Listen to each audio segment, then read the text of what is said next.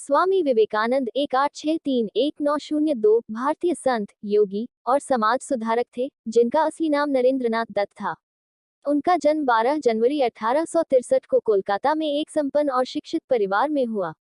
वे अपनी आध्यात्मिक दृष्टि, राष्ट्रीय जागरण के लिए योगदान और युवाओं के प्रेरणा स्रोत के रूप में प्रसिद्ध हैं।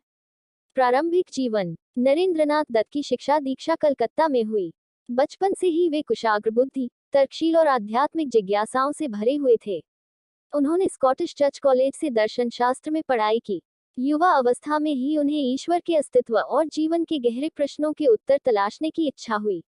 रामकृष्ण परमहंस से भेंट। स्वामी विवेकानंद की जीवन दिशा तब बदली जब वे अपने गुरु रामकृष्ण परमहंस से मिले। उन्होंने विवेकानंद को ईश्वर के साक्षात्कार और सेवा के महत्व को समझाया। रामकृष्ण के प्रभाव से ही विवेकानंद ने संन्यास ग्रहण किया और भारतीय समाज के उत्थान के लिए कार्य करने का संकल्प लिया। शिकागो धर्म संसद 1893। स्वामी विवेकानंद ने 1893 में अमेरिका के शिकागो में आयोजित विश्व धर्म संसद में भाग लिया।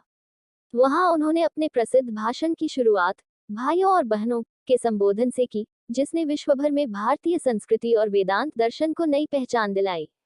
उनके विचारों ने पश्चिमी देशों को भारतीय आध्यात्मिकता की गहराई से परिचित कराया। कार्य और योगदान। 1. रामकृष्ण मिशन की स्थापना।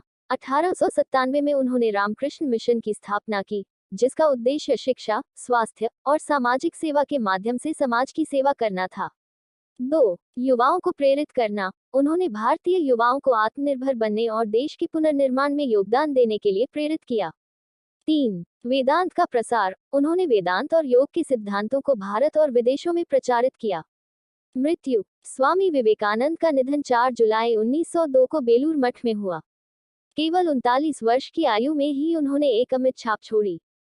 उनकी शिक्षाएं। उठो, जागो और तब तक मत रुको जब तक लक्ष्य प्राप्त न हो जाए। स्वयं पर विश्वास करो और स्वयं को जानो। सेवा ही परम धर्म है। स्वामी विवेकानंद का जीवन हमें आत्मविश्वास, कर्तव्यनिष्ठा और मानवता की सेवा की प्रेरणा देता है। उनका योगदान भारतीय इतिहास और संस्कृति में अमूल्य है।